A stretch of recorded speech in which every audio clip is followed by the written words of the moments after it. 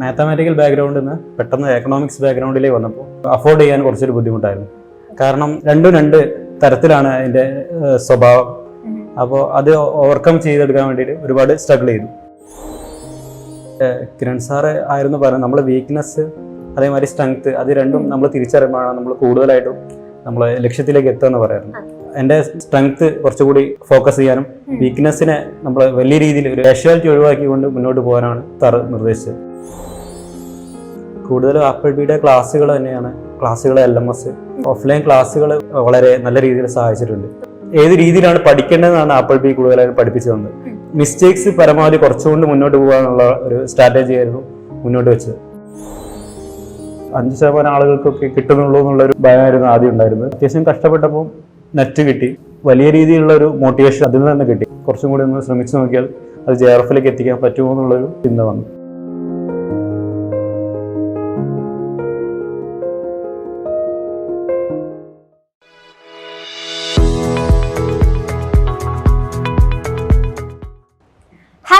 Apple B അക്കാഡമിയുടെ testimonial സീരീസിലെ പുതിയൊരു വീഡിയോയിലേക്ക് നിങ്ങൾക്ക് എല്ലാവർക്കും സ്വാഗതം. സോ ഇന്ന് നമ്മുടെ കൂടെ ജോയിൻ ചെയ്തിരിക്കുന്നത് ഗോകുലാണ്. ഗോകുൽ നമ്മളുടെ ജൂൺ 2023 നെറ്റ് എക്സാമില് എക്കണോമിക്സ് നെറ്റ് ഹോൾഡർ ആണ്. നമ്മുടെ ക്ലാസ് റൂം സ്റ്റുഡന്റ് ആണ് ഗോകുൽ. ഇപ്പോഴും നമ്മുടെ കൂടെ തന്നെ ഗോകുലുണ്ട്, JRFന് വേണ്ടിയിട്ടുള്ള പ്രിപ്പറേഷൻസിലൊക്കെയാണ്. അപ്പോൾ ഗോകുൽ, വെൽക്കം. ഓക്കെ, അപ്പോൾ ഗോകുലിനെ കുറിച്ച് പറയുമ്പോൾ ഗോകുൽ ഡിഗ്രി ചെയ്യുന്നത് BSc മാത്തമാറ്റിക്സിലാണ് അല്ലെ. അതിനുശേഷം PG ചെയ്തത് എക്കണോമെട്രിക്സിലാണ്. സോ അത് കഴിഞ്ഞിട്ട് ഇങ്ങനെ മാത്സും എക്കണോമെട്രിക്സ് ഒക്കെ കഴിഞ്ഞ് എക്കണോമിക്സിൽ നെറ്റ് എഴുതാനായിട്ട് വന്ന സമയത്ത് ഗോകുലിന് എന്തെങ്കിലുമൊക്കെ ഡിഫിക്കൽട്ടീസ് ഉണ്ടായിട്ടുണ്ടോ, അല്ലെങ്കിൽ അതുകൊണ്ട് എന്തെങ്കിലും നല്ല വശങ്ങൾ ഉണ്ടായിട്ടുണ്ടോ? ഇനി ഡിഫിക്കൽട്ടീസ് ഉണ്ടായിട്ടുണ്ടെങ്കിൽ എങ്ങനെയാണ് ഗോകുൽ അതിനെ അതിജീവിച്ചത്? മാത്തമാറ്റിക്കൽ ബാക്ക്ഗ്രൗണ്ടിൽ നിന്ന് പെട്ടെന്ന് എക്കണോമിക്സ് ബാക്ക്ഗ്രൗണ്ടിലേക്ക് വന്നപ്പോൾ അത് അഫോർഡ് ചെയ്യാൻ കുറച്ചൊരു ബുദ്ധിമുട്ടായിരുന്നു. കാരണം രണ്ട് ഫീൽഡാണ്, രണ്ട് തരത്തിലാണ് അതിൻ്റെ സ്വഭാവം. അപ്പോൾ അത് ഓവർകം ചെയ്തെടുക്കാൻ വേണ്ടിയിട്ട് ഒരുപാട് സ്ട്രഗിൾ ചെയ്തു. പിന്നെ പെട്ടെന്ന് ഒരു വിഷയത്തിൽ നിന്ന് മറ്റൊരു വിഷയത്തിലേക്ക് മാറിക്കഴിയുമ്പോൾ അതിന്റെ ഒരു ഫ്ലോ ബ്രേക്ക് ആയിട്ടുണ്ട്. അത് ഓവർകം ചെയ്തെടുക്കാൻ വേണ്ടി കുറച്ചൊരു സ്ട്രഗിൾ ചെയ്തു. പക്ഷെ ഇതുകൊണ്ട് എന്തെങ്കിലും ഗുണം ഉണ്ടായിട്ടുണ്ട്? ഇപ്പം പല ആളുകൾക്കും ഈ എക്കണോമെട്രിക്സ് അല്ലെങ്കിൽ മാത്സ് റിലേറ്റഡ് ആയിട്ടുള്ള കാര്യങ്ങളൊക്കെ ബുദ്ധിമുട്ടുണ്ടാകുന്ന ഒരു സിറ്റുവേഷനിൽ ഇങ്ങനെ ഒരു ബാക്ക്ഗ്രൗണ്ട് ഉള്ളത് ഗൂഗിളിന് എന്തെങ്കിലും ഒരു ഹെൽപ്പ് ചെയ്തിട്ടുണ്ടോ നെറ്റ് എക്സാമില്?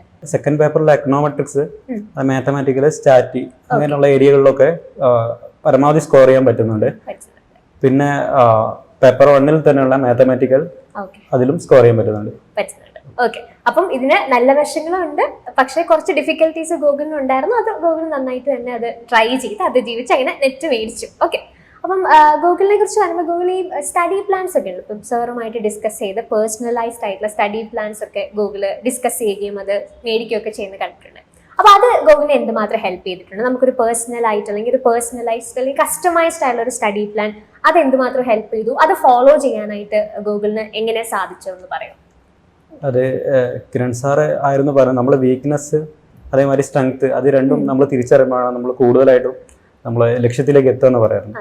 അപ്പോൾ എൻ്റെ സ്ട്രെങ്ത് എന്ന് വെച്ചാൽ കുറച്ച് മാത്തമാറ്റിക്കൽ ആ ഒരു സ്കിൽസ് ഉണ്ട്. എൻ്റെ വീക്ക്നെസ് എന്ന് പറഞ്ഞാൽ എനിക്ക് തിയറി ബേസിലുള്ള കുറേ കാര്യങ്ങൾ വായിച്ച് മനസ്സിലാക്കാൻ കുറച്ചൊരു ബുദ്ധിമുട്ടുണ്ട്.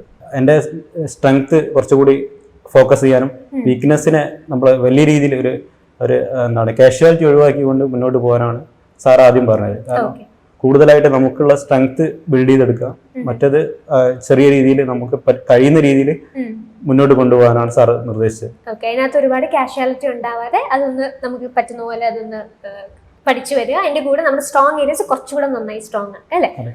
സോ നമുക്ക് പേപ്പർ 1, പേപ്പർ 2 അങ്ങനെ 2 പേപ്പേഴ്സാണ് നെറ്റ് എക്സാമിനുള്ളത്. അപ്പോൾ പൊതുവെ പല ആളുകളും പറയുന്നത് ചില ആളുകൾക്ക് പേപ്പർ 1 അത്യാവശ്യം ഓക്കെ ആയിരുന്നു, പേപ്പർ 2 കുറച്ച് ഡിഫിക്കൽട്ട് ആണ്. ചില ആളുകൾക്ക്, നല്ല ശതമാനം ആളുകൾക്കും പേപ്പർ 1 പുതിയ കാര്യങ്ങളായതുകൊണ്ടൊരു ഡിഫിക്കൽറ്റി ഉണ്ട്. പക്ഷെ ഗൂഗിളിന്റെ കാര്യത്തിൽ പറയുമ്പോൾ ഗൂഗിളിന് സബ്ജക്ട് പേപ്പറിലും ഒരുപാട് കാര്യങ്ങൾ പുതുതായിരുന്നു. അപ്പോൾ ഈ 2 പേപ്പറും കൂടെ എങ്ങനെ ഗൂഗിൾ മാനേജ് ചെയ്തു? രണ്ടും പഠിക്കാനായിട്ട് എന്തൊരു സ്ട്രാറ്റജി അവിടെ യൂസ് ചെയ്തത്? കൂടുതലും ആപ്പിൾ ബിയുടെ ക്ലാസ്സുകൾ തന്നെയാണ്, ക്ലാസ്സുകൾ LMS ഓഫ്ലൈൻ ക്ലാസ്സുകൾ ഒരു പരിധി വരെ വളരെ നല്ല രീതിയിൽ സഹായിച്ചിട്ടുണ്ട്. നല്ല നോട്ട് പ്രിപ്പയർ ചെയ്യാനും അതുപോലെ തന്നെ ക്ലാസ് തന്നെ ഡൗട്ട് ക്ലിയറൻസ്, പിന്നെ ഒരു ഏരിയ ക്വസ്റ്റ്യൻ ബേസിലുള്ള ക്ലാസ്സുകളാണ് കൂടുതലായിട്ടും. പ്രീവിയസ് ഇയർ ക്വസ്റ്റ്യൻ ബേസിലും അതേപോലെ തന്നെ നമുക്ക് ഏത് രീതിയിലാണ് പഠിക്കേണ്ടതെന്നാണ് ആപ്പിൾ ബി കൂടുതലായിട്ട് പഠിപ്പിച്ചു തന്നത്. ഓരോ വിഷയത്തിനെ ഏത് രീതിയിൽ അപ്രോച്ച് ചെയ്യണം, മിസ്റ്റേക്സ് പരമാവധി കുറച്ചുകൊണ്ട് മുന്നോട്ട് പോകാനുള്ള ഒരു സ്ട്രാറ്റജി ആയിരുന്നു മുന്നോട്ട് വെച്ചത്. ഓക്കെ, ഇപ്പൊ 2 പേപ്പറിനും ആ ഒരു പ്രോപ്പർ സ്ട്രാറ്റജി എന്താണെന്നുള്ളത് മനസ്സിലാക്കി പഠിച്ചു. അതാണ് ഗൂഗിളിന് സക്സസിലേക്ക് എത്തി. ഈവൻ ദോ 2 സ്ഥലത്തും നമുക്ക് ഒരുപാട് കാര്യങ്ങൾ പഠിക്കാനുണ്ടായിരുന്നെങ്കിലും എങ്ങനെ പഠിക്കണം, എന്താണ് എന്റെ സ്ട്രാറ്റജി, അത് മനസ്സിലാക്കിയപ്പോൾ കാര്യങ്ങൾ കുറച്ചും കൂടെ നന്നായിട്ട് ഗൂഗിളിൽ ചെയ്യാൻ പറ്റി. ഗൂഗിൾ ഇവിടെ വന്നിട്ട് 2ാമത്തെ അറ്റംപ്റ്റിലാണ് നെറ്റ് ക്വാളിഫൈ. അപ്പൊ ഡിസംബർ 2022 പരീക്ഷ എഴുതി, അതിനുശേഷം ജൂൺ 2023 എക്സാം എഴുതി ക്വാളിഫൈ ചെയ്തു. അപ്പോൾ ഈ 2 തവണത്തെ പരീക്ഷകളിൽ ഇപ്പോൾ ഒരു തവണ നമുക്ക് ഉദ്ദേശിച്ച പോലെ റിസൾട്ട് വന്നില്ല, പക്ഷെ 2ാമത്തെ തവണ ആ റിസൾട്ട് വന്നു. അപ്പൊ എന്തോ ഒരു മാറ്റം ഉറപ്പായിട്ടും ഗൂഗിളിന്റെ പ്രിപ്പറേഷനിൽ വന്നിട്ടുണ്ട്. അപ്പം ഡിസംബർ 2022 എക്സാമിന് ശേഷം എന്തൊക്കെ മാറ്റങ്ങളാണ് ജൂൺ 2023 വേണ്ടിയിട്ടുള്ള ഒരുക്കങ്ങൾ മെയിനായിട്ട് ഫോക്കസ് ചെയ്തത്? അതായത് പ്രിപ്പയർ ചെയ്തു, അതിനുശേഷം എഴുതി, പക്ഷെ അതിൽ ഒരു ഡിമിനിഷിംഗ് റേറ്റിലായിരുന്നു ഗ്രോത്ത് ആദ്യം വന്നുകൊണ്ടിരുന്നത്. വിചാരിച്ച പോലെ കാര്യങ്ങൾ മുന്നോട്ട് പോയില്ല. ഞാൻ വിചാരിച്ചത് എൻ്റെ വിഷയങ്ങളിൽ കൂടുതലായിട്ട് ഫോക്കസ് ചെയ്ത് കഴിഞ്ഞാൽ, അതായത് മാത്തമാറ്റിക്കൽസ് ബന്ധപ്പെട്ട വിഷയങ്ങൾ ഫോക്കസ് ചെയ്ത് കഴിഞ്ഞാൽ റിസൾട്ട് പെട്ടെന്ന് കിട്ടും എന്നുള്ളൊരു ധാരണയിലായിരുന്നു പോയി. പക്ഷെ അവിടെ മനസ്സിലായി സബ്ജക്റ്റും അത്യാവശ്യം നല്ല രീതിയിൽ ഫോക്കസ് ചെയ്താൽ മാത്രമേ കുറച്ചുകൂടി ഇമ്പ്രൂവ് ചെയ്യാൻ പറ്റുള്ളൂ എന്ന് മനസ്സിലായി. അതേപോലെ തന്നെ 2ാമത് വന്ന സമയത്ത് ആ ഒരു റേറ്റ് പയ്യെ എൻ്റെതായ രീതിയിൽ ഓരോ തവണകളായിട്ട് മാർക്ക്, അതായത് ഇവിടെ നടത്തുന്ന ടെസ്റ്റുകളിലും അതേമാതിരി തന്നെ ക്ലാസ്സുകളിലൊക്കെ പെർഫോമൻസ് ബേസിൽ പയ്യെ മെച്ചപ്പെട്ടതാണ്. ഓക്കെ, അപ്പം ആദ്യം നമ്മൾ നമ്മുടെ ആ സ്ട്രോങ് ഏരിയസ് മാത്രമേ ഫോക്കസ് ചെയ്തിട്ടുണ്ടായിരുന്നു. 2ാമത്തെ തവണ എഴുതിയപ്പോൾ ആ സ്ട്രോങ് ഏരിയസ് കുറച്ചുകൂടെ നന്നായി ഷാർപ്പൺ ചെയ്തു, കൂടെ നമുക്ക് വീക്ക് ആയിട്ടുള്ള ഏരിയാസ് കൂടെ പഠിച്ചെടുക്കാനുള്ള ഒരു ശ്രമം നടത്തി. ഓക്കെ, അത് തീർച്ചയായിട്ടും നല്ല എടുത്തു പറയേണ്ട ഒരു കാര്യമാണെന്ന് തോന്നുന്നു. ഇനി മറ്റൊരു പ്രധാനപ്പെട്ട കാര്യം, ജൂൺ 2023 പരീക്ഷയൊക്കെ ക്വാളിഫൈ ചെയ്തു. ഞാൻ ഓൾറെഡി തുടക്കത്തിൽ പറഞ്ഞു, ഗൂഗിൾ ഇപ്പോഴും നമ്മുടെ കൂടെ ക്ലാസ് റൂമിൽ കണ്ടിന്യൂ ചെയ്ത് പഠിക്കുന്ന ഒരാളാണ്.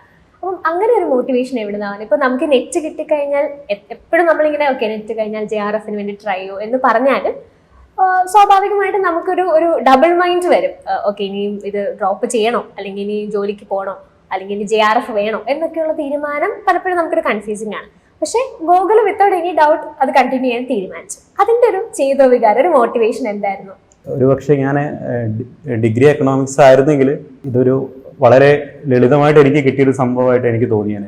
ഞാൻ BSc മാത്സ് എടുത്തു, അതിനുശേഷം എക്കണോമെട്രിക്സ് എടുത്തു, അതിനുശേഷമാണ് നെറ്റിനെ കുറിച്ച് ചിന്തിച്ചു തുടങ്ങിയത്.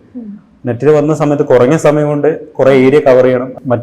അവർ 7-8 വർഷം കൊണ്ട് പഠിച്ചെടുത്ത കാര്യങ്ങൾ എനിക്ക് കുറഞ്ഞ സമയം കൊണ്ട് പഠിച്ചെടുക്കണം.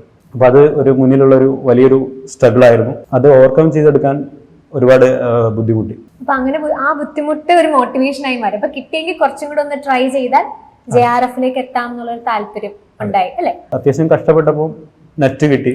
വലിയ രീതിയിലുള്ള ഒരു മോട്ടിവേഷൻ അതിൽ നിന്ന് തന്നെ കിട്ടി. കാരണം അതായത് 5% ആളുകൾക്കൊക്കെ കിട്ടുന്നുള്ളൂ എന്നുള്ളൊരു ഭയമായിരുന്നു ആദ്യം ഉണ്ടായിരുന്നത്.